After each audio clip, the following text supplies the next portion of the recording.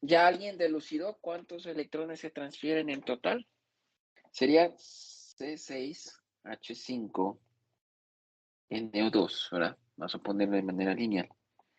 Vamos a poner protones más electrones que da C6H5NH2, ¿no? Y aquí vamos a poner más agua, ¿sí? Que es como balancear el medio ácido, ¿verdad? Identificamos cuál es el que está cambiando de estado de oxidación y al identificar cuál es el que está cambiando de estado de oxidación, colocamos el número de electrones justamente que va a sumar, ¿sí? Que sumado con el estado de valencia que tiene la especie, en principio, va a llegar al estado de oxidación que será en estado reducido. Pero aquí la ventaja es que les estoy diciendo justamente que necesitan 3 moles de hidrógeno, ¿verdad?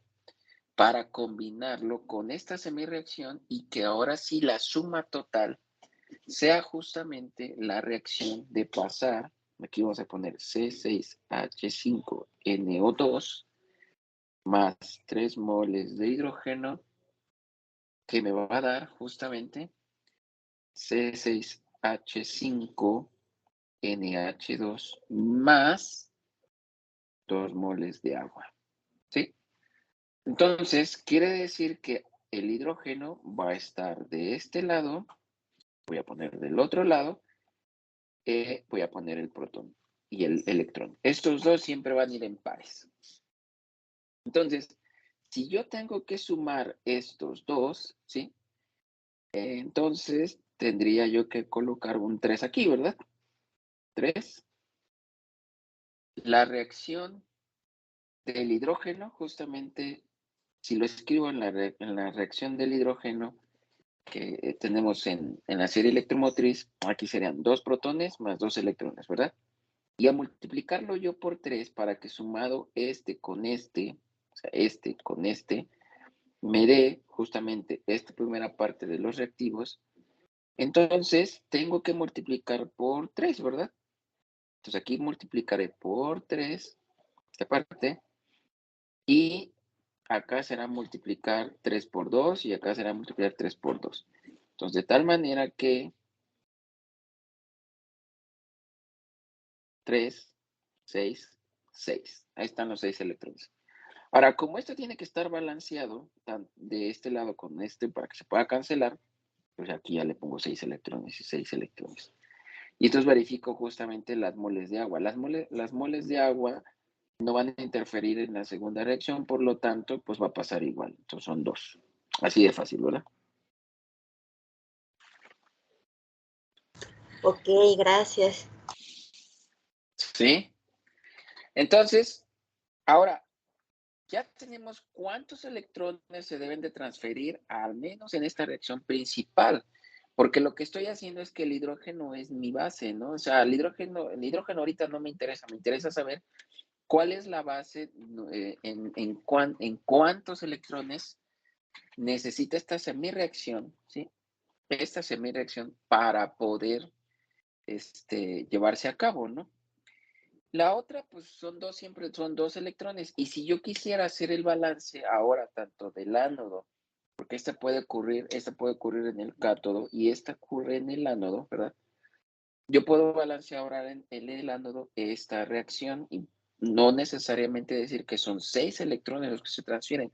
La semireacción en general serían 2 hidrógenos que pasan a 2 protones más 2 electrones, ¿sí? Si ocurriera esa oxidación en el ánodo, ¿verdad? Pero aquí yo lo único que estoy buscando es cuántos electrones se transfieren para pasar de nitrobenceno a anilina, ¿verdad?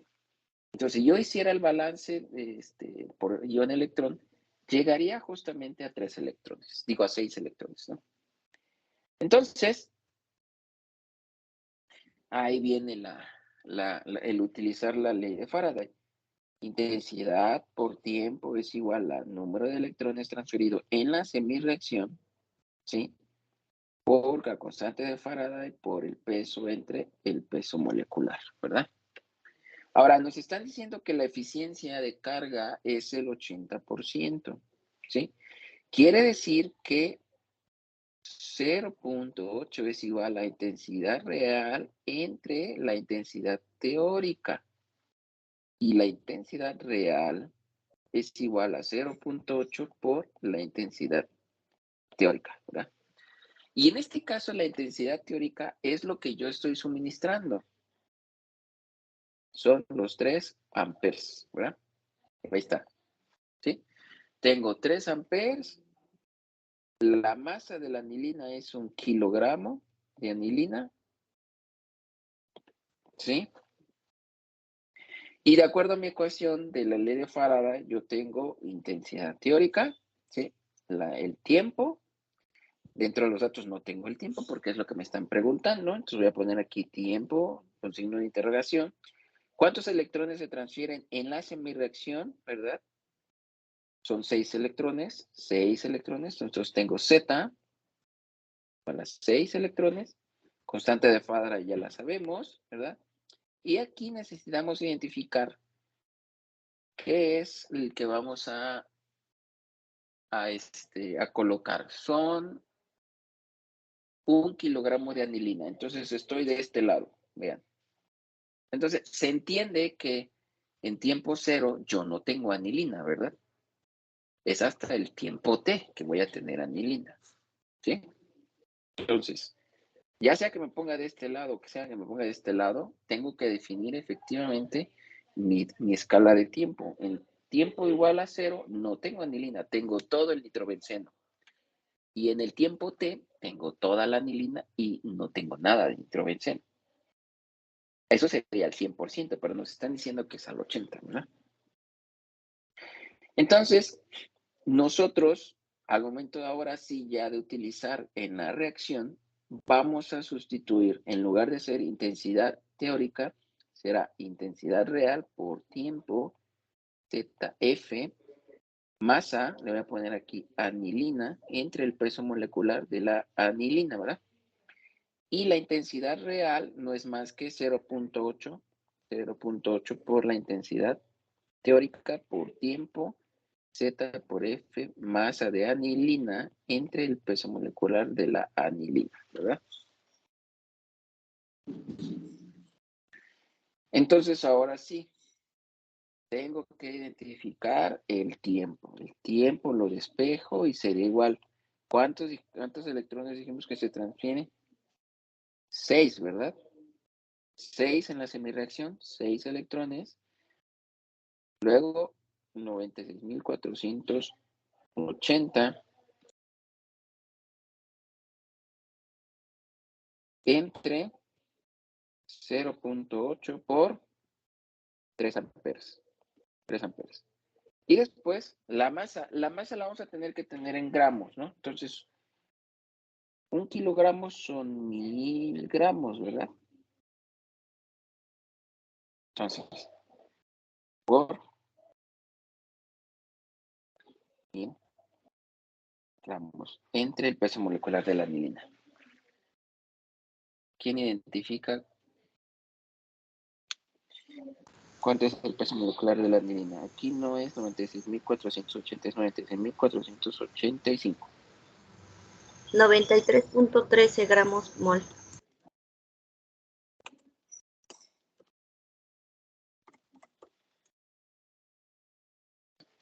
¿Me vuelve a repetir, por favor? 93.13 gramos mol. Ahí está. Entonces aquí voy a poner 93.13 gramos sobre mol, ¿verdad? Entonces, ojo aquí porque el tiempo está en segundos. ¿Sí? Ahorita hacemos el análisis dimensional. ¿Cuánto daría el tiempo?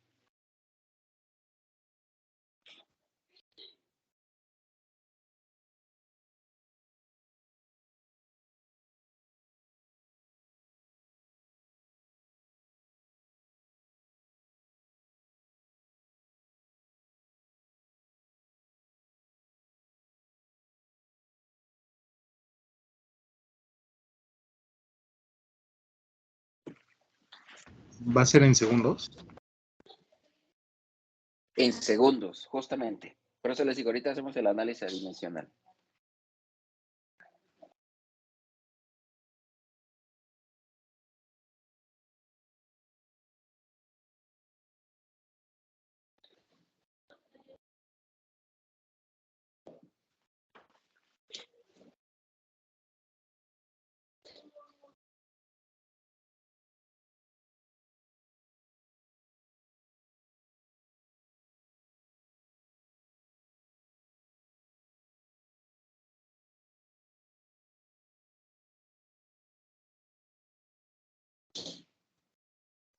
Pues da de a 2.590.071.312.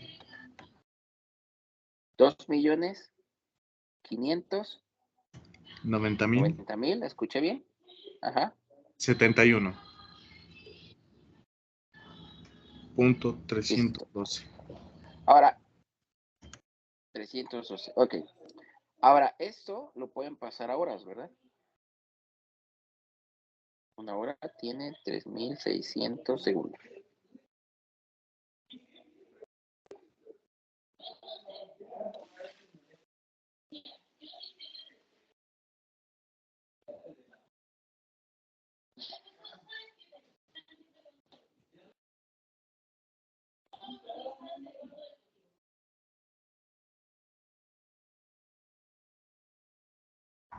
Son 719.46 watts. 719.46 horas, ¿verdad? Y si seguimos diciendo un día, ¿cuántas horas tiene? 24 horas. ¿Cuántos días serán?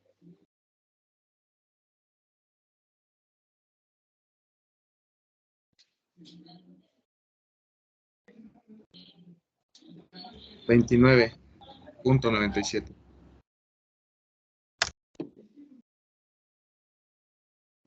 O sea que nosotros necesitamos para producir 1 kilogramo de anilina casi 30 días, ¿verdad? Si lo mantenemos a la corriente real, que sería 0.8 por 3, que no son exactamente los 3 amperes, ¿verdad? Entonces, prácticamente mucho tiempo, ¿va?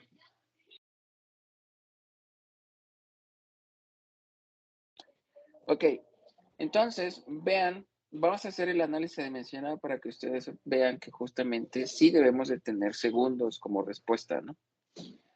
La intensidad se mide en amperes, ¿verdad? El tiempo en segundos. Amperes por segundo. Y del otro lado tendríamos moles de electrones. Mol. La constante de Faraday es Coulomb por mol. ¿Sí?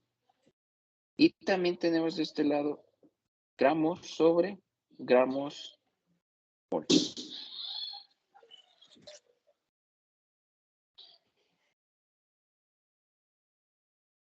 Entonces, de este lado nos quedará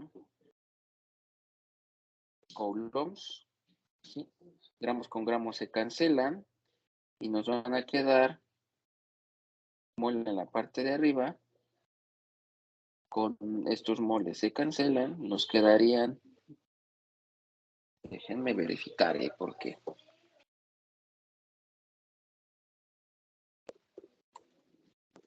me da la impresión que el coeficiente estequiométrico no tiene unidades.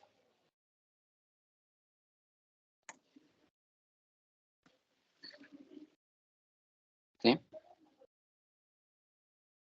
Me da la impresión que el coeficiente estequiométrico no tiene unidades, ¿ok? Entonces, si es así, sería esta parte de Coulomb sobre mol, ¿sí? Por, y de este lado sería gramos sobre gramos entre 1 sobre gramos mol, ¿no?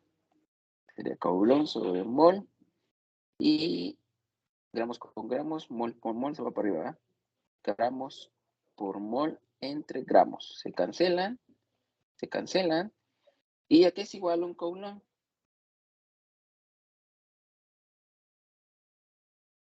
Coulomb es igual a amperes por segundo. Ahí está. ¿Sí?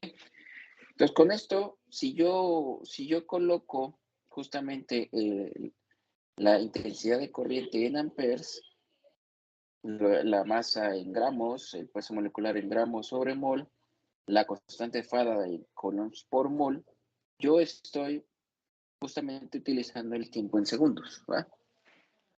Y ahí está, entendida. Estamos observando que la eficiencia de corriente también limita cuánto tiempo voy a producir. Si yo quisiera saber cuál es la eficiencia de carga, pues entonces tendría yo que suponer primero que es una intensidad de corriente, la teórica, o sea, la que estoy aplicando, y saber con esa corriente teórica cuánta masa estoy produciendo, ¿verdad? Del compuesto, en este caso de la anilina. Y después en la práctica, en la parte experimental, lo que tendría yo que hacer es justamente medir cuánto produje de anilina y con eso irme a la ecuación de Faraday y calcular la intensidad de corriente en el mismo tiempo que yo produje o mantuve el experimento, ¿verdad? Y con eso hago la relación de carga-intensidad real entre la intensidad teórica, ¿sí? Y ya tendría la eficiencia de carga. ¿Ok? Entonces, ahora sí ya podríamos pasar a los fenómenos electroquímicos superficiales. Bien. ¿Dudas hasta aquí? Vamos primero entonces a definir justamente esa doble capa eléctrica. ¿Ok? Entonces, miren, por ahí Barth, justamente en su libro de Diccionario Electroquímico, define a la doble capa como la carga, que la doble capa de cargas existe en la interfaz entre dos conductores, dos medios conductores, ¿no? Y en una interfaz idealmente no polarizables, las dos fases pueden intercambiar cargas, iones o electrones, ¿no? Y en un estado estacionario, en un caso donde hay un estado estacionario, la diferencia potencial es justamente determinada por la diferencia del potencial químico de estos portadores en esas dos fases. Eso sale justamente de la definición de potencial electroquímico, ¿eh? Entonces, por ahí se imaginaron justamente a algunos investigadores, que fue Helmholtz, Good-Chapman, que también fueron la teoría de la doble capa de Good-Chapman, también Helmholtz, que vino también después a proponer. Empezaron a idear justamente cómo es que está colocada o cómo es que se imaginaban ellos la interfaz de electrodo-electrolito. Y en un principio dijeron, pues entonces vamos a tener la parte metálica, ¿sí? Vamos a tener una región, fíjense bien, a la cual después de tantos estudios y de tantas propuestas, dijeron, será la capa interna de Helmholtz, será la capa externa de Helmholtz, y de la capa externa de Helmholtz hacia acá es la difusión, la capa de difusión. Entonces, por aquí va a venir la capa de difusión, desde acá, desde la superficie del electrodo hasta acá. Y estamos hablando justamente que ya 1 centímetro ya es la capa de difusión, porque dentro de la superficie estamos hablando de tamaños nanométricos. Entonces la distancia es nanométrica de una a otra. Bien, entonces entendemos con la capa interna de Helmholtz como aquella región que está colocada sobre la superficie del material, y la capa externa de Helmholtz una capa justamente del tamaño del radio atómico de una molécula, ¿no? De un átomo. Entonces, si ustedes observan, cuando hablamos de solvatación, nosotros entendíamos que podemos disociar una sal y que puede ser solvatada por el agua, y que el agua va a contener y separar las cargas negativas, positivas, y que a su vez si el agua se mueve, si la carga se mueve, pues la coraza que formó el agua alrededor del catión o del anión, pues así se va a mover, ¿no? De la misma manera. Es como cuando le digo a mis estudiantes, es como cuando van a las tortillas y van en pareja, ¿verdad? Van acompañando a su pariente y vamos para acá, y ahora dice el pariente, pues vamos a pasar a la tienda a comprar algo. Y ahí van los dos, ¿no? Ahí va acompañando, así, pero hagan de cuenta que se forma una especie de coraza alrededor del núcleo, en este caso del catión o del anión. Y como además hemos polarizado justamente la superficie del electrodo, lo estamos polarizando, nosotros nos imaginamos que si yo aplico una diferencia de voltaje y además este sistema es un sistema electrolítico, aplico una diferencia de voltaje y se polariza. Habíamos dicho que el cátodo es negativo y el ánodo es positivo. Entonces, todas las cargas que son positivas, que están en la solución, se van a acercar hacia esa parte polarizada negativamente del metal, ¿verdad? Sobre la parte en donde está la interfaz entre el electrodo y el electrolito. Pero como eso ocurre, si solamente pensábamos que las cargas negativas, digo, las cargas positivas se acercan al cátodo en una celda electrolítica, pues todas las cargas positivas serían al ánodo, ¿verdad? Porque está del otro lado cargado negativamente, positivamente. Pero en la práctica, tanto las cargas positivas como las cargas negativas se acercan a la superficie del electrodo y ellos no distinguen si es todo es ánodo, si es un sistema electrolítico, entonces no me puedo acercar porque este es negativo, este es negativo, yo soy negativo, no me puedo acercar al cátodo, entonces me voy al ánodo, ¿no? No, ambos llegan a la superficie. Y entonces, unos se van a quedar, probablemente se van a acercar más, se van a quedar en la capa interna y otros se van a dejar un poquito más y probablemente queden en la capa externa o queden en la zona de difusión, ¿verdad? En la capa de difusión. Y es ahí donde, miren, es justamente lo que les estaba yo mostrando hace un momento. Miren. Cargas positivas, cargas negativas, doble capa, ¿verdad? Capa interna de Helmholtz, capa externa de Helmholtz, hay una distancia, claro. Y entonces el electrodo aquí ellos lo están manifestando como que está cargado positivamente y aquí todos los negativos se están acercando, ¿verdad?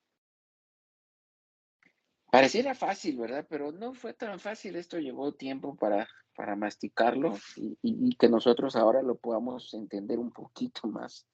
Porque entonces ocurre situaciones en las cuales hay especies cargadas negativas, como el nitrato, que les había mostrado el diagrama de Frost ayer, pero sucede que es cargado negativamente, pero también se reduce, ¿verdad? Pues, ¿cómo es que se reduce el ion nitrato si está cargado negativamente? ¿Y cómo es que llega a la superficie si el cátodo es negativo, ¿verdad? Tiene carga negativa. Son cosas que en el momento dado hasta yo me puse a pensar por qué ocurrían de esa forma. Entonces, nosotros vamos a entender si lo vamos a ver de esta manera, que va a ocurrir, la especie está en estado oxidado, va a empezar a difundir sobre la capa de difusión, ¿sí? La región de Guth-Chapman, y posteriormente se absorbe, se desorbe, que es el proceso capacitivo que acabamos de mencionar hace un rato, ocurre justamente un proceso farádico, hay transferencia de electrones y ahora se empieza a ir de la solución, de la superficie, se empieza a alejar de la superficie, ¿verdad? Y vuelve a caer otra vez en la zona masiva, ¿no? De la solución. Entonces, aquí ya están ocurriendo algunos fenómenos interfaciales. Por ahí, Markovic, que es uno de los investigadores que se ha metido mucho en estudiar, por ejemplo, el platino, publicaron en el 2016 que esa esfera de coordinación o esfera de hidratación que tiene el catión y el anión con respecto al agua, puede llegar a formar ciertos enlaces en la superficie del electrodo. Entonces, al formar ciertos enlaces en la superficie del electrodo, nace, porque esto ya lo había estudiado por ahí Marcus en su teoría de transferencia de electrones en especies homogéneas, nace lo que son los de esfera externa, o sea, la esfera externa y la esfera interna. Esfera externa e interna se refiere a esa nube de cargas positivas y negativas que va a tener alrededor la especie, el catión, y que puede ser incluso solvatado por el agua, ¿verdad? Entonces, la esfera de coordinación de cargas de toda esa especie iónica en la solución va a poder intercambiar electrones, pero simplemente desde esa capa de coordinación, desde esa esfera, esa nube electrónica. Y los que son de esfera interna están diciendo que justamente van a formar un enlace. Y entonces los empieza uno a relacionar. ¿Qué ocurre en las reacciones químicas? Bueno, las reacciones químicas, pues hay impedimentos estéricos, se acercan por un lado porque es más cargado negativo, más cargado positivo. Por ese lado es más baja la energía para que la especie que va a entrar ahí pues pueda romper el enlace y todo.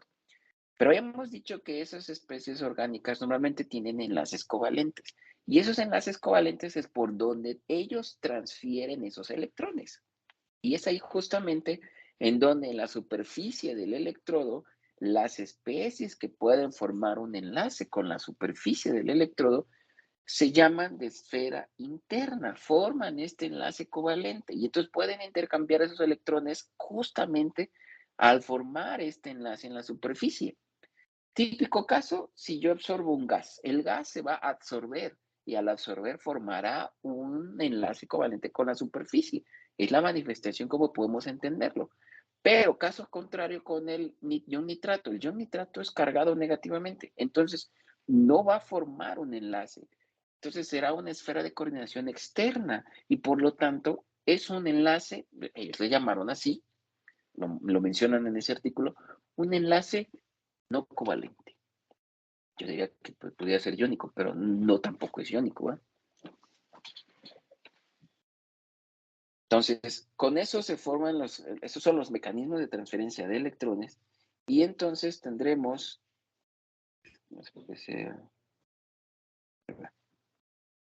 ¿sí? Tendremos en esferas de esfera interna, esfera externa para la transferencia, mecanismo de transferencia de electrones son dos, de esfera externa y de esfera interna. ¿Qué pasa en la esfera interna? Forman un enlace covalente, la especie que está absorbida con la superficie del electrón. Y la de esfera externa no forman un enlace covalente. Entonces quedan en la capa externa de Helmholtz. Es lo más que se pueden acercar. Y esto lo propuso Marcus, ¿no? La teoría de Marcus propone estos mecanismos de transferencia de electrones en donde es justamente, no hay un enlace, ¿verdad? No lo hay. Hay un enlace. ¿Sí? No lo hay. Hay un enlace. Y esto pues lo estudian también mucho los que hacen simulación, ¿verdad? Es que se absorbe, está formando un enlace ahí con el átomo. Es que está en la parte, en unos nanómetros de distancia arriba de la superficie del electrodo, no forma un enlace, ¿verdad? Entonces, ¿de qué manera nos podemos imaginar? Vean justamente la diapositiva que estoy colocando ahora. Esa nos está mostrando la doble capa, pero tanto de la parte líquida como de la parte sólida. ¿Sí? Entonces, la parte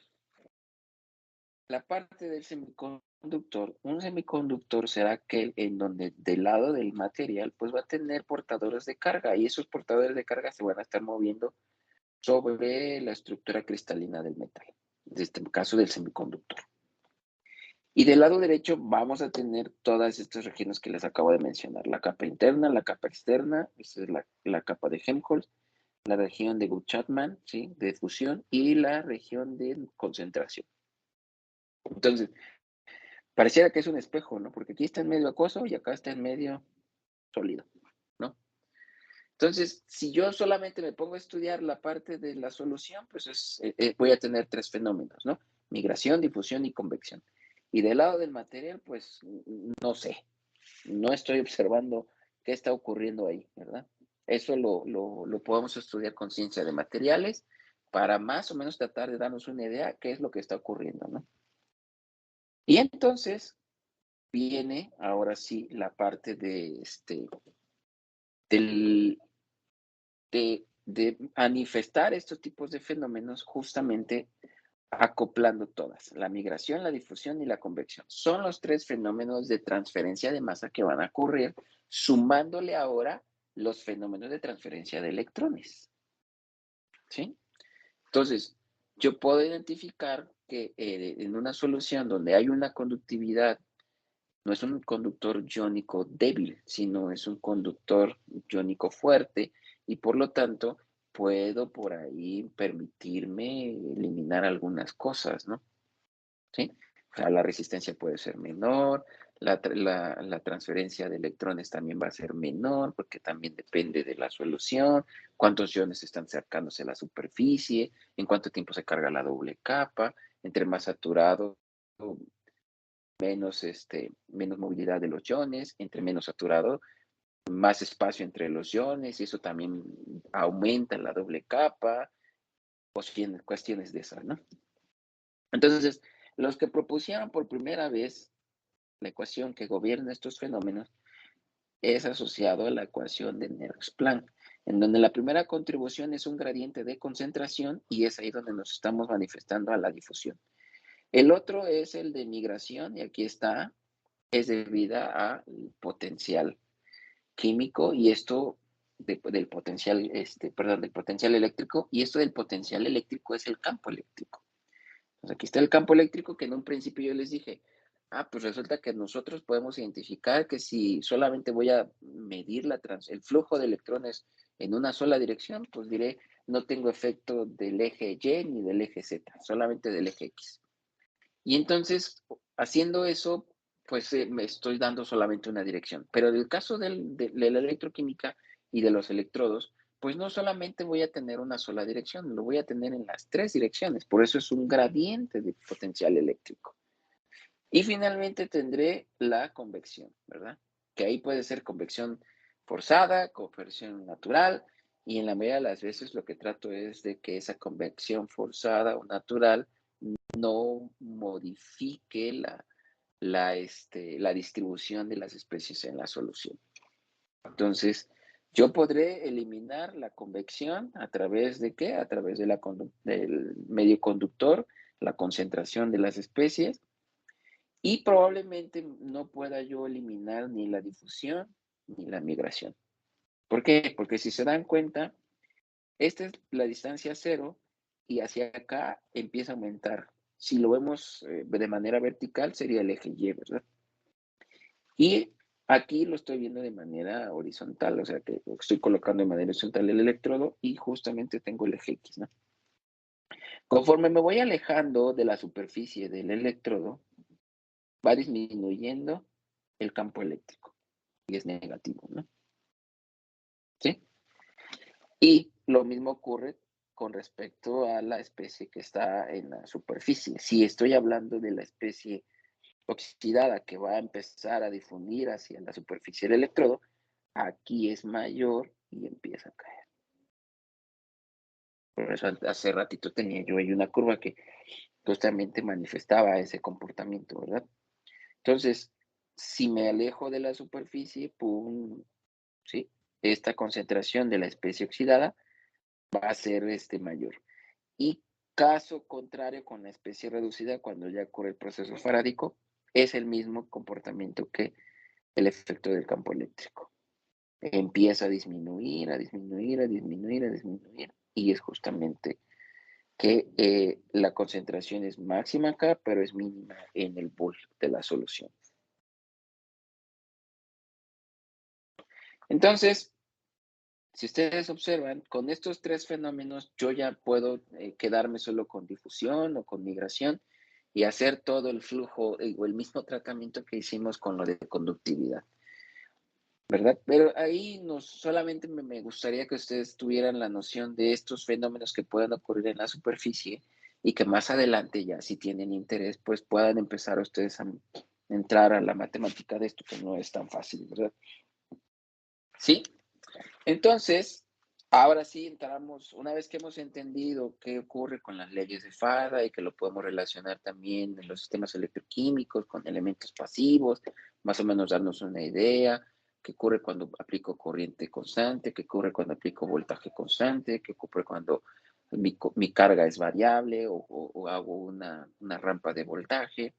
Y luego ya entendí un poquito más o menos de la carga de la doble capa eléctrica, los fenómenos interfaciales. Entonces entraríamos ahora sí en la cinética, ¿no? Yo espero que esto sea suave para ustedes porque también es pesado. Y quiero partir aquí de una reacción reversible. La mayoría hemos entendido que una reacción reversible puede ser gobernada sí o sí en un sentido y al mismo tiempo, si voy de A a B, ¿verdad? Puedo ir de B a A. Y esas constantes de equilibrio están asociadas justamente, o esas constantes de reacción están asociadas al sentido. Primero voy de A a B, es KF. Y luego voy de B a A, es KB, ¿no? Y entonces la velocidad de reacción en ese sentido hacia ir de izquierda a derecha, pues es la que marcamos aquí, ¿no? Si alguno de ustedes ya llevó cinética, pues esto lo van a entender muy rápido y muy fácil. La velocidad de reacción para la parte de producir, para descomponer A o que se consume A, va a ser igual a la constante de reacción en ese sentido por la concentración de A. Y aquí algunas veces nosotros en cinética lo que hacemos es colocar el orden de reacción y no tomarlo como si fuera uno, ¿verdad? Pero para efectos de entender un poquito qué sucede con esto, vamos a hacerlo unitario, que sea elemental. Entonces, será elevado a su constante, o sea, coeficiente estequiométrico. Aquí A tiene 1, pues entonces aquí es una reacción elemental con orden 1, ¿no? De primer orden, le llamamos. ¿Y qué sucederá ahora con el caso de pasar de B a A? Bueno, pues, pues la velocidad de desaparición de B va a ser la velocidad de reacción de B igual a KB por la concentración de B, ¿no? Entonces, la reacción neta en una reacción reversible, pues no es más que hacer la diferencia. La diferencia es la primera en el sentido y luego menos la del sentido contrario. Esa es la reacción, velocidad de reacción neta, ¿sí?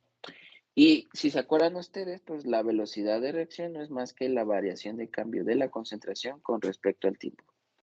Si es en el caso del reactivo, pues es menos, ¿no?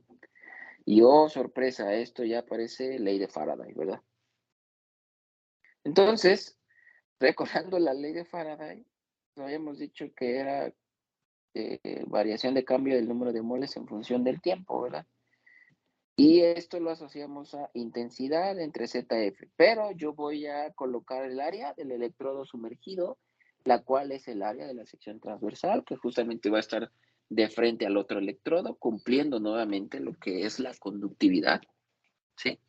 Área sumergida del electrodo, ¿sí? Y será en este caso será el área, si tengo el cátodo frente al ánodo y es una geometría planar, pues entonces será el área de la sección transversal de eso. Si yo tengo ahora un cilindro, pues será la mitad, en cara la mitad del cilindro, ¿verdad?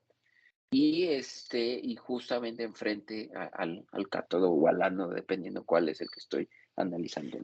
Entonces, es mi área, ¿sí? Donde tengo justamente el área sumergida sobre la superficie, de frente al cátodo. Y nuevamente me vuelvo a imaginar mi reacción, ¿no? Electroquímica en el sentido de la reducción, porque le voy a dar prioridad a la reducción. Todo hemos hablado en el sentido de la reducción, la serie electromotriz está en el sentido de la reducción, por lo tanto, vamos a decir que está en el sentido de la reducción. Y entonces ahí viene justamente la velocidad en este sentido. Será KF, ¿verdad? Concentración de la especie oxidada. Aquí hay que tomar en cuenta que son las coordenadas de esta especie. X, tiempo. ¿Sí? Ahí está.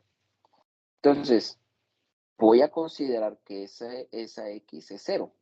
¿Por qué? Porque es en la superficie del electrodo. O sea, que estoy diciendo que ocurre una transferencia de electrones de esfera interna. ¿verdad? De igual manera puede quedar, si tiene una cierta distancia del electrodo, la deducción va a ser similar, si no es que la misma. Y entonces para el sentido del regreso, ¿verdad? Voy a tener KB por la concentración de la especie reducida y ahora esta está en la superficie del electrodo en un tiempo t. Y como en el sentido que voy de la especie oxidada a la especie reducida, en el sentido de la reducción, habíamos dicho que eso ocurre en el cátodo, ¿verdad? Entonces le vamos a llamar intensidad catódica. Sí, bien fácil los electroquímicos. Vamos a llamarle intensidad catódica porque ocurre en el cátodo. Y entonces ZF por área. Y del lado derecho, pues es anódica porque va en el sentido de la oxidación. Y eso ocurre en el ánodo. Entonces, intensidad anódica, ¿no? Y ahora la velocidad neta, pues no es más que la diferencia, ¿no? Ahí está. Velocidad neta. Menos este. Y ahí está justamente la primera o el primer paso para alcanzar a llegar a la ecuación final. ¿Y esto qué va a ser igual? Pues a la intensidad de corriente total que pasa a través de ese sistema, ¿sí? En el caso de que vaya en el sentido de la reducción, pero sea reversible, y como está en el sentido de la reducción, ocurre en el cátodo, y una parte pues puede regresar, ¿no? Aunque ese mismo cátodo puede funcionar siendo ánodo. Es difícil un poquito de entenderlo porque es como si yo cambiara de polaridad del electrodo, ¿verdad? Pero estamos diciendo que es reversible, entonces puede ir en un sentido y en el otro, ¿no? Entonces la velocidad neta será la diferencia y a esa diferencia será la intensidad de corriente total. A los electroquímicos les ha llamado mucho la atención decir que es intensidad total es igual a la intensidad catódica menos la intensidad anódica. Pero eso está ocurriendo en el mismo electrodo. ¿Sí? Entonces, por ahí nosotros ya no le podemos hacer más porque ya determinamos la velocidad de reacción total del sistema, de esa reacción electroquímica de un solo paso, un solo paso. Entonces, lo que tenemos que hacer ahora es justamente buscar cuál es la función que representa las constantes de equilibrio. Que no hay más, ya la concentración ya no le puedo hacer más. Tal vez pueda haber una diferencia que existe esa concentración en la superficie del electrodo con respecto al bulk, ¿no? Con respecto a 2 centímetros ya del electrodo. Entonces, sale por ahí justamente la ecuación de Arrhenius. Y en un principio había yo mencionado que la ecuación de Arrhenius principal, ya después de tantas correcciones, es la constante de equilibrio igual a un factor preexponencial por el E elevado a la menos energía de activación entre RT. Y de acuerdo a la termodinámica, pues ya habíamos dicho que era delta G, ¿verdad? Pero la energía de activación es delta H de reacción. Entonces, para pasar de aquí a acá, yo también ya les había comentado que es delta H de reacción es igual a delta G de reacción más T por S. Entonces, este factor exponencial, o sea, esto que queda aquí, que va a estar dividido entre RT, se elimina la temperatura y nada más va a quedar S entre R, ¿no? Y eso es lo que va a entrar ahora en el factor preexponencial y ahora me voy a quedar con la energía libre de Gibbs. ¿Sí?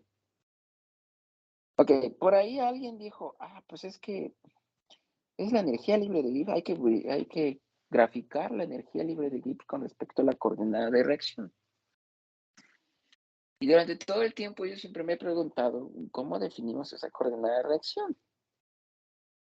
No siempre obtuve una respuesta, ¿verdad? Pero ya después de tanto pensarle y pensarle, es delta G, grado de avance. Me voy a imaginar por acá, de este lado,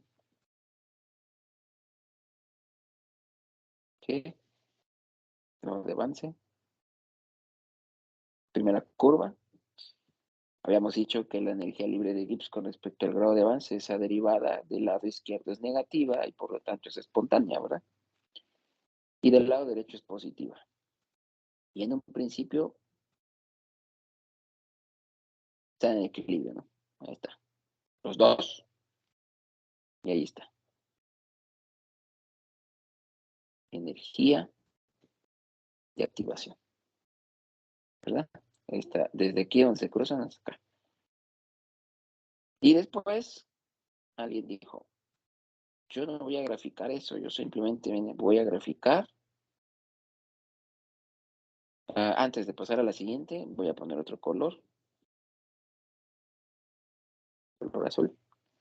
Y ahora voy a perturbar del lado el que estaba punteadito, ¿no? Y entonces ya no está en el equilibrio, ya lo bajé, ya me fui más abajo. Y entonces ahora voy a dibujar nada más la intersección desde aquí, desde el equilibrio hasta acá. Y luego a bajar. Entonces, pues resulta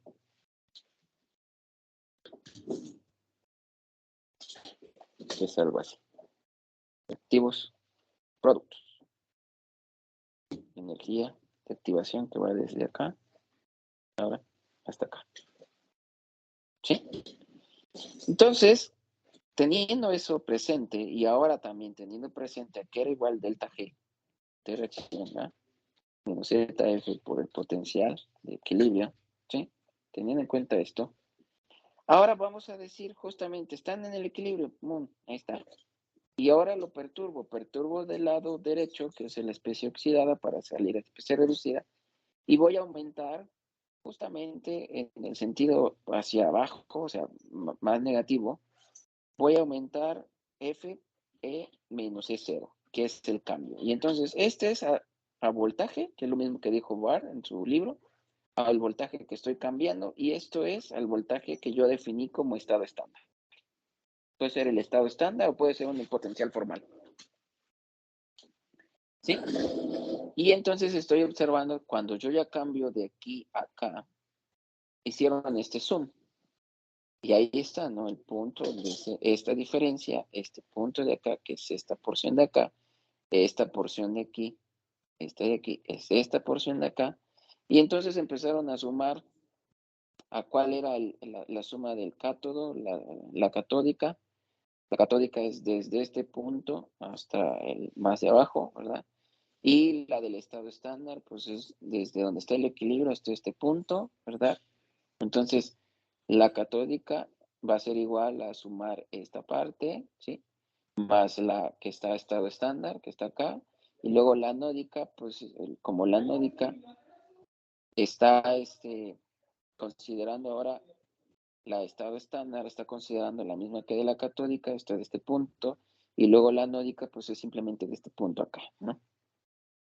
Sí, o sea, como este va en este sentido, esta es la catódica, y como este para acá es en el sentido anódico, pues esta es la anódica, ¿no?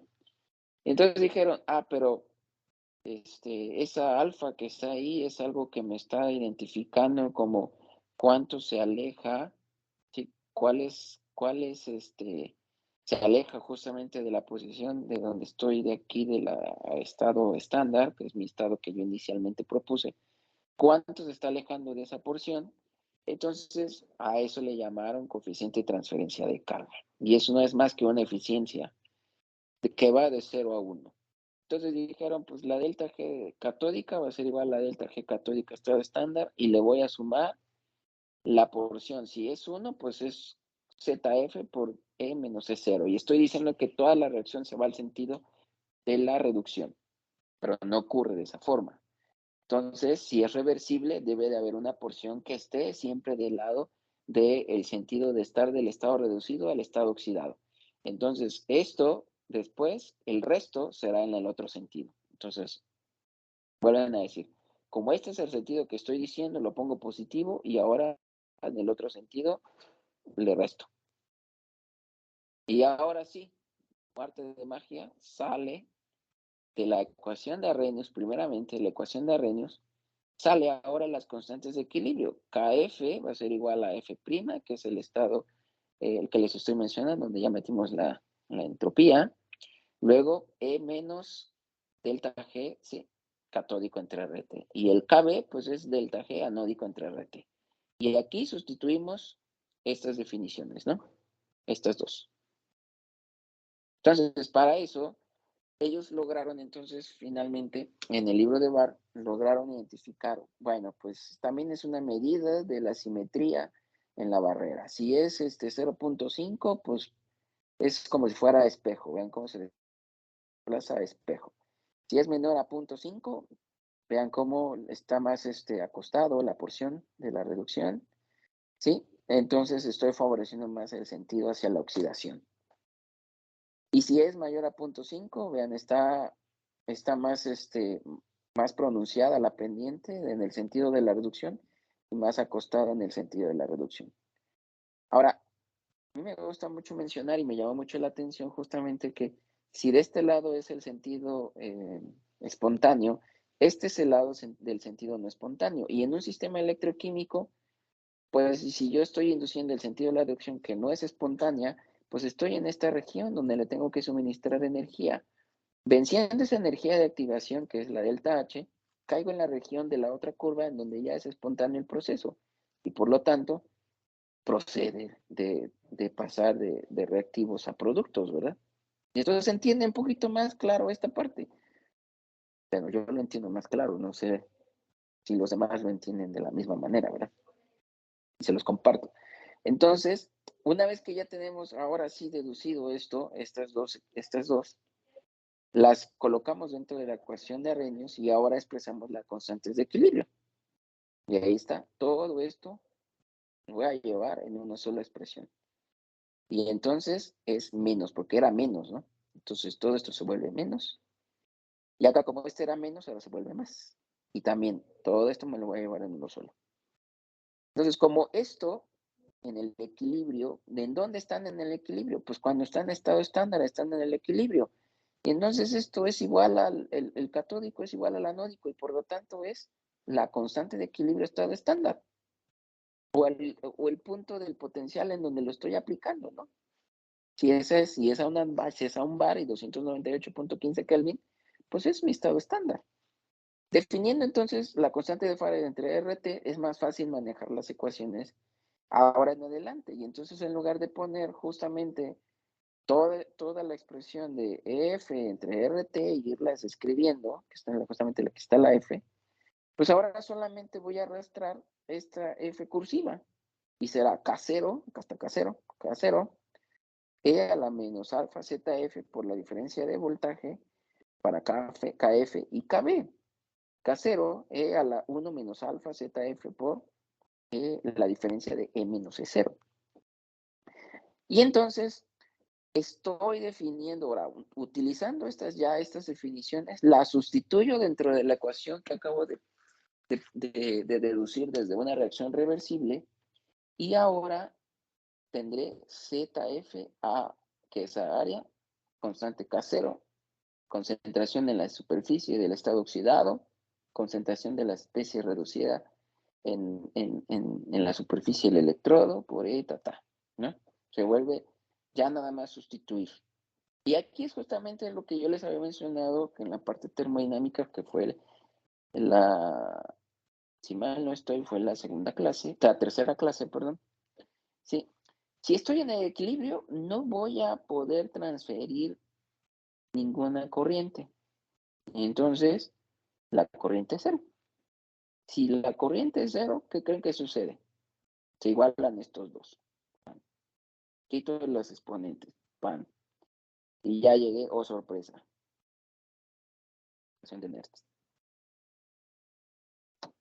Entonces, ya se relaciona ahora sí la cinética con la parte termodinámica que siempre hemos relacionado desde el punto de vista catalítico, la cinética con la parte termodinámica.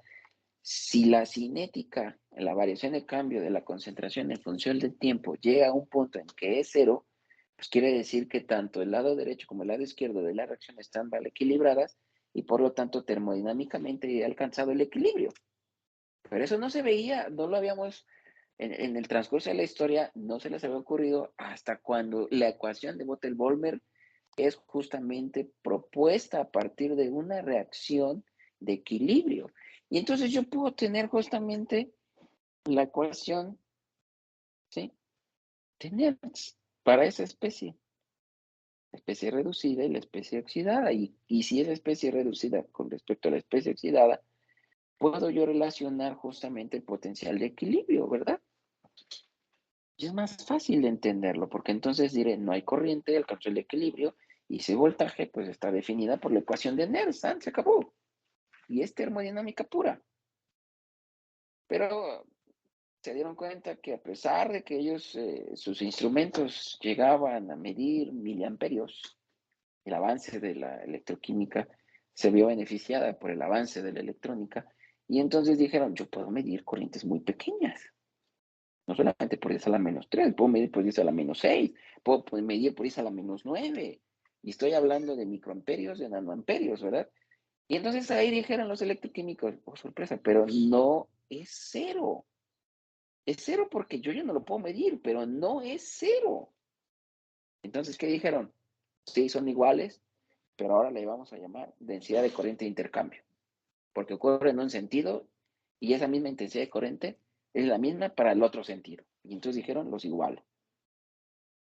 Y ahora utilizando la ecuación de Nernst, porque pues, tengo que partir de la ecuación de Nernst, que ya alcanzó el equilibrio, lo elevo a la menos alfa y ahora divido con respecto al que yo quiera.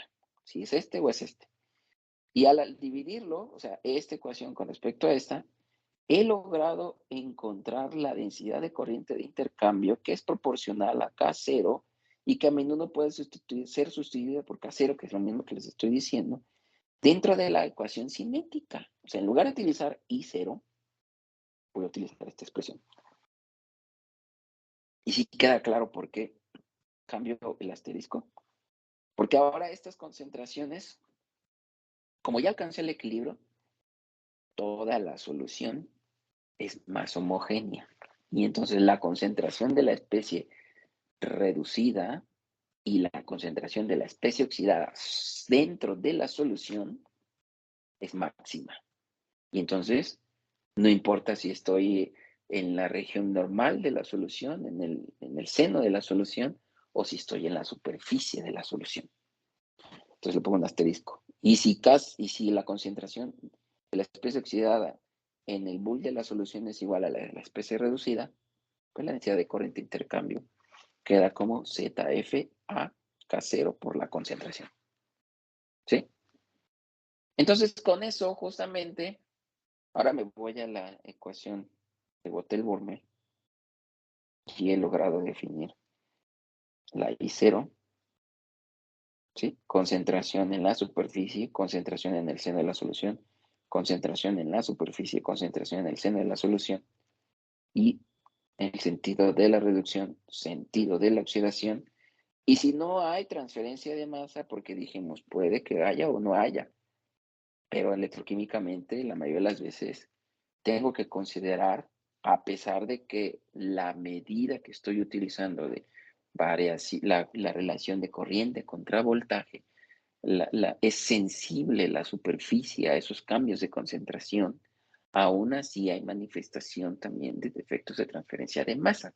Entonces no lo puedo eliminar, no puedo eliminar esta contribución.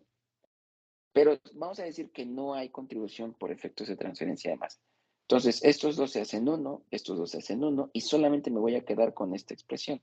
De tal manera que lo único que hay que poner aquí para que cumpla con la nomenclatura, porque es una nomenclatura, corriente, ya ven que voltaje, es lo que habíamos visto si es un proceso capacitivo, ¿verdad? Entonces, corriente acá va a ser positivo de acuerdo a nuestro cuadrante que nos explicaron en la prepa. Voltaje positivo, voltaje negativo, corriente negativa. Y entonces dijeron,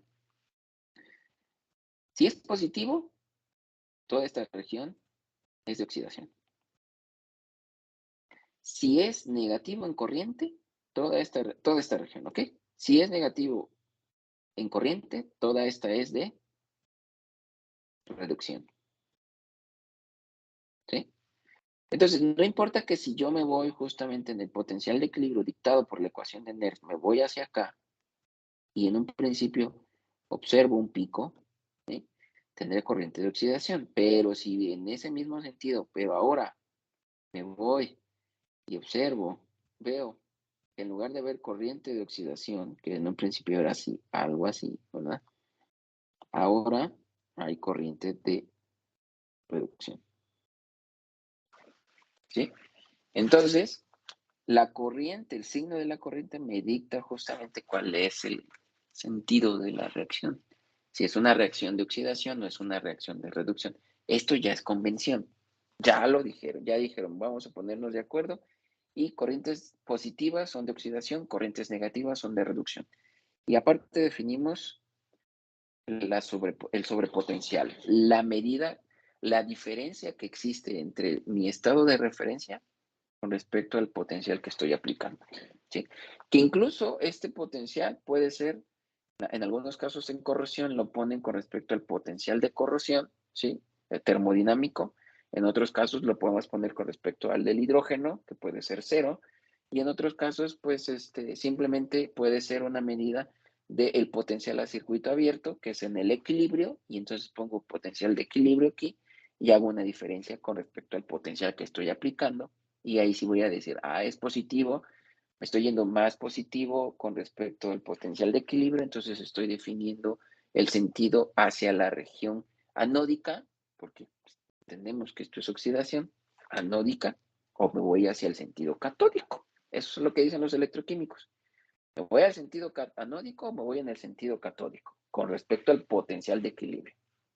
¿Sí? Y entonces, sin efecto de transferencia de masa, ya pues más fácil puede uno entender estos procesos. Si opto por la sobretensión, voy a tener aquí que graficar sobretensión y acá densidad de corriente, ¿verdad? Y entonces, al graficar la densidad de corriente, solamente voy a observar cuál es el efecto de la densidad de transferencia de carga, densidad de transferencia de corriente, ¿no? Entonces, si la densidad de transferencia de corriente es más grande, vean el de la A, que es por 10 a la 3. ¿Sí? Entonces, si es por 10 a la 3, que es este aquí, ahí está, no lo observo, miren, una línea aquí. Si es por 10 a la menos 9, perdón, por 10 a la menos 6 es el B. Hay una densidad de corriente aquí, ya se empieza a apreciar. Y si es por 10 a la menos 9, miren cómo la curva se ajustó completamente, ¿no? Entonces, la densidad de corriente de intercambio no es más que la medida de cuánto puede ocurrir de pasar del estado oxidado al estado reducido. Estamos considerando que el paso es estado oxidado a estado reducido, ¿ok? Entonces es una medida.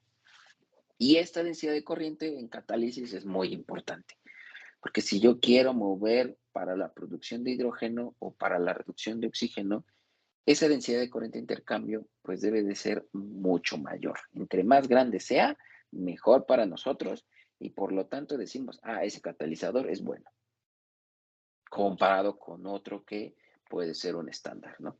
Platino, por ejemplo.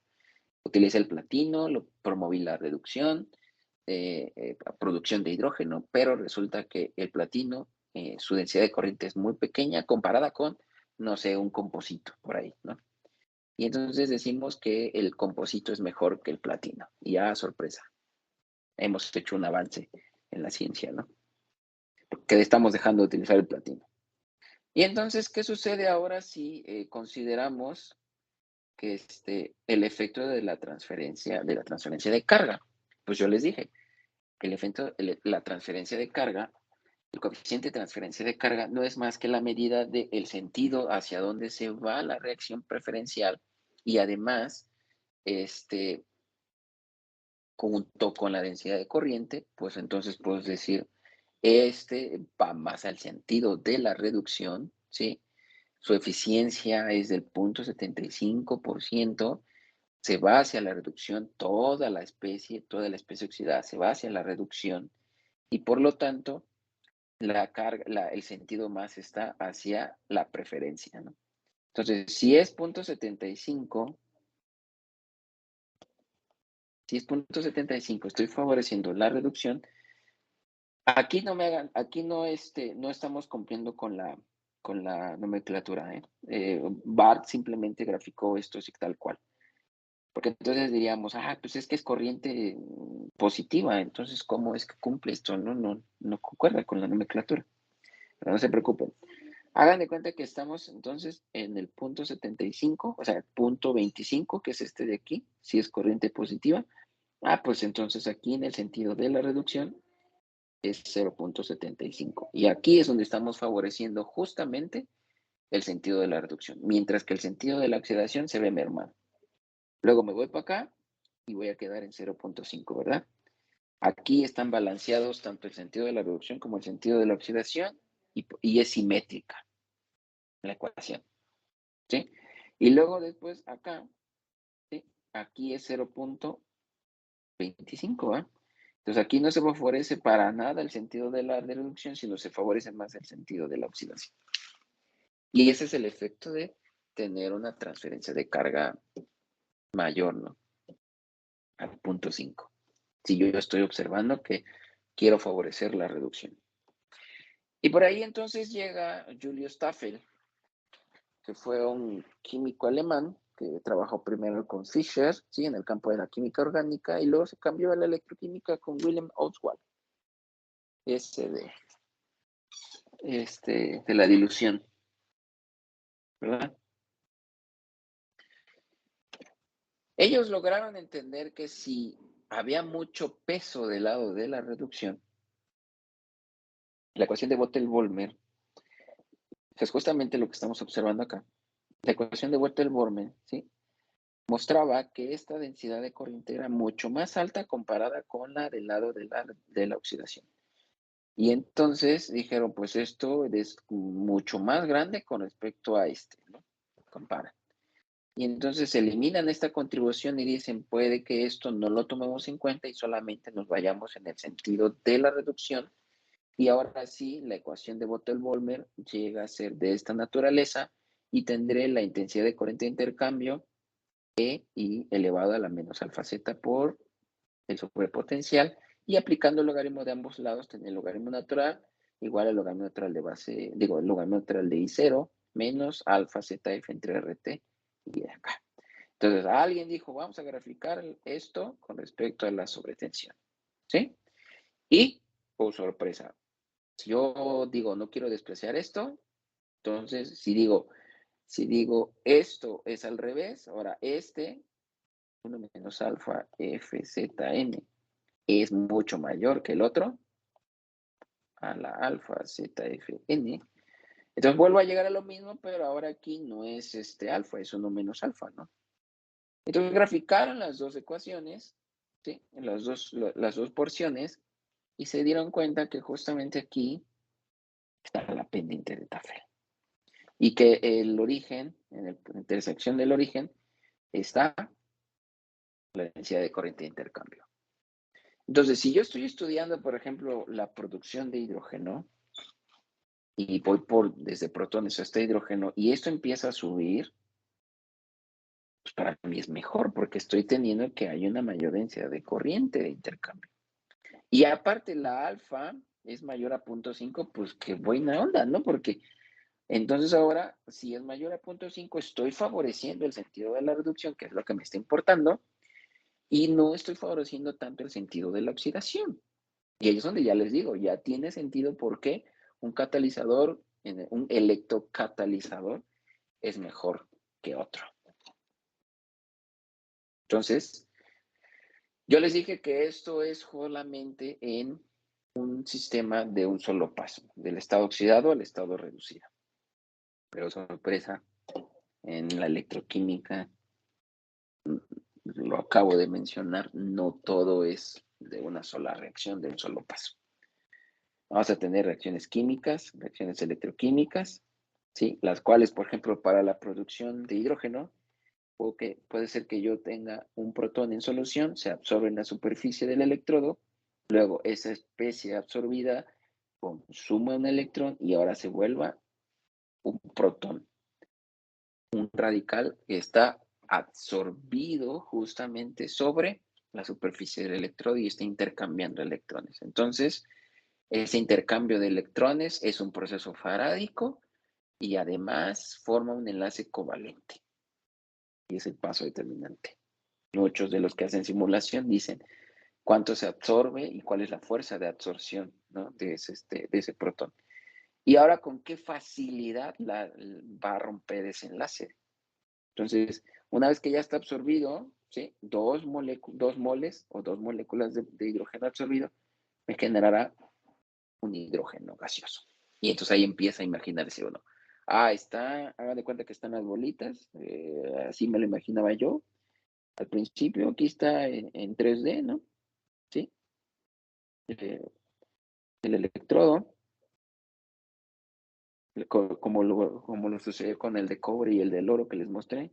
Por aquí está el hidrógeno formando un enlace, aquí está el otro hidrógeno formando otro enlace.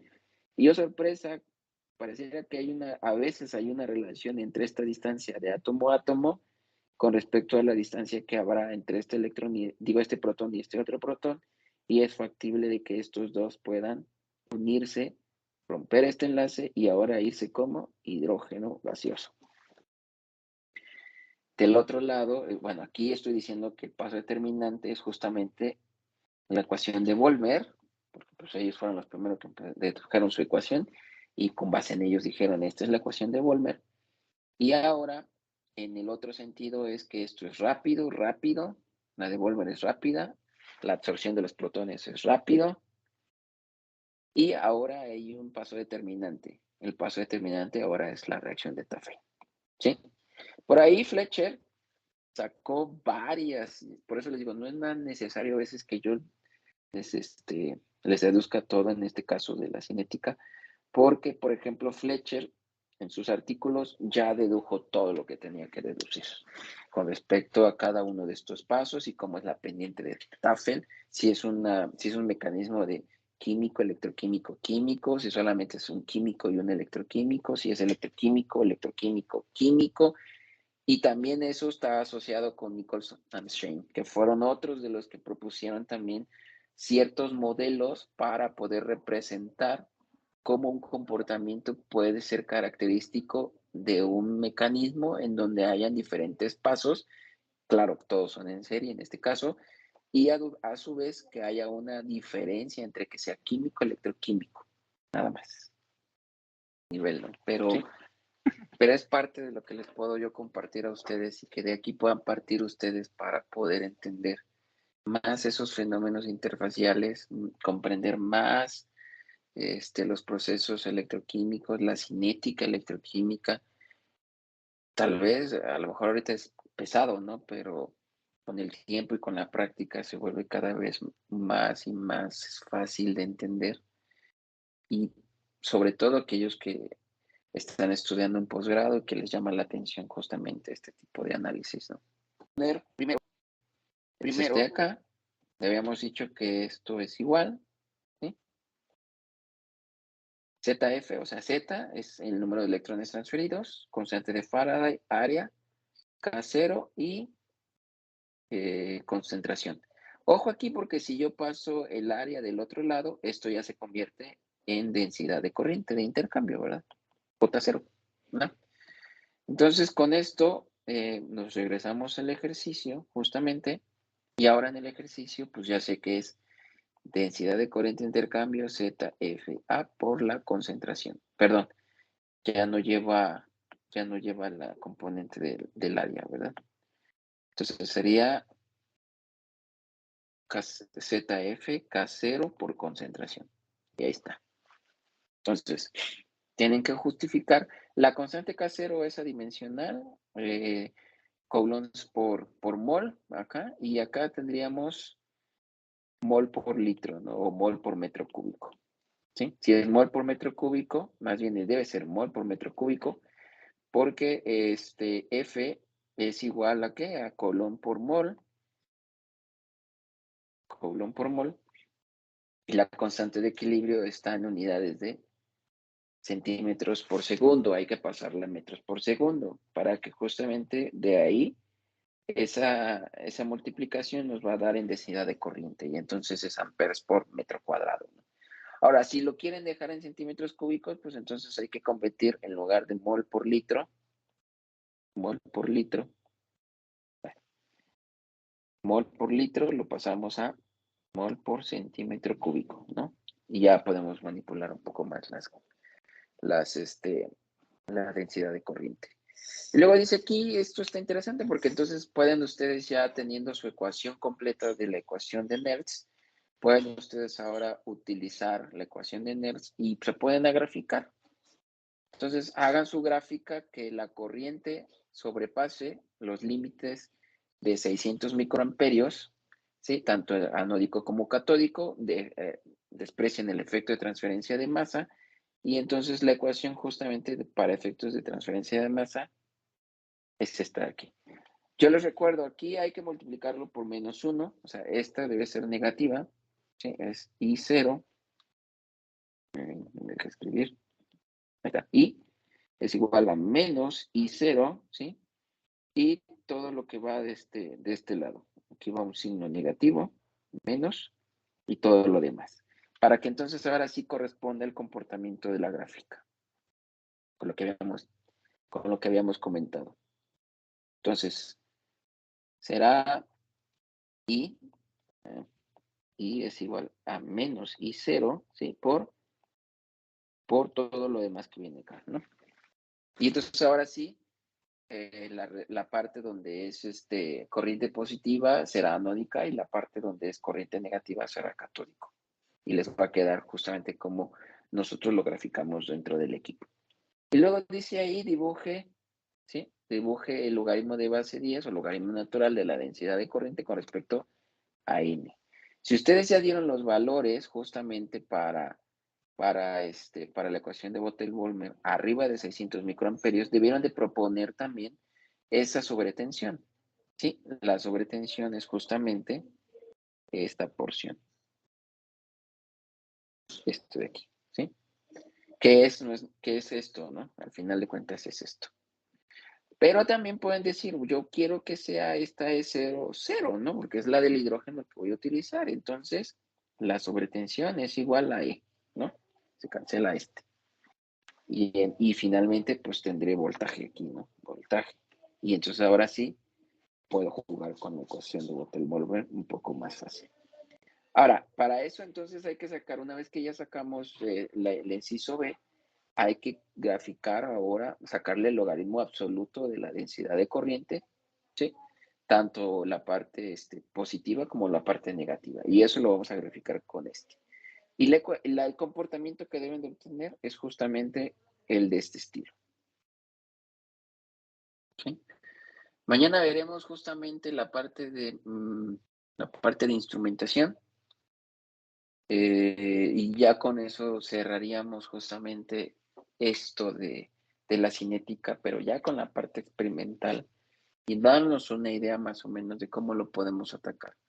No siempre es fácil, seré honesto, no siempre es fácil poder delucidar cuáles son los mecanismos partiendo solamente de corriente contra voltaje, porque si del lado de la electrónica colocar estos elementos pasivos que me puedan permitir entender un poquito la naturaleza superficial, se vuelve complejo y a veces no lo entendemos tan fácil que también complementar la parte electrónica junto con la parte cinética, si a veces nos cuesta un poco la parte cinética, conjuntar estas dos, pues se vuelve otro reto más, ¿no? Entonces aquí poco a poco va entendiendo uno, después entendiendo el otro, y luego sumando los dos, y ahora entender todo en un solo conjunto, ¿no?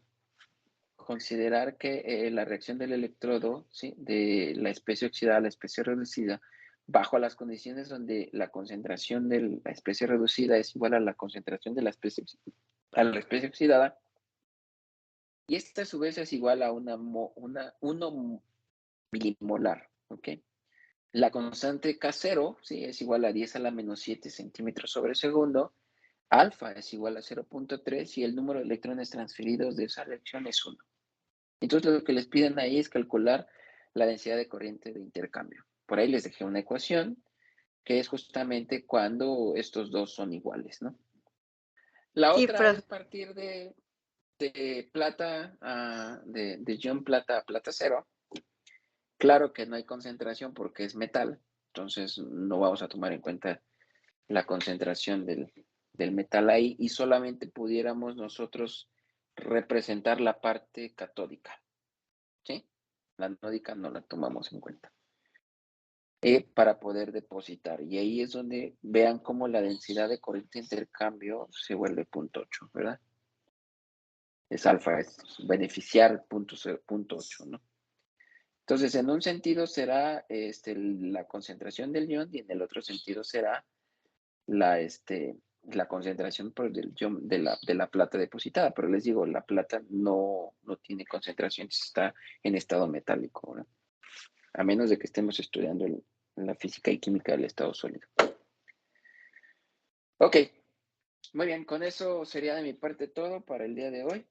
Y finalmente terminaríamos hoy la parte un poquito de cinética electroquímica y justamente mañana entraríamos en los métodos electroquímicos, que es el cierre y las aplicaciones.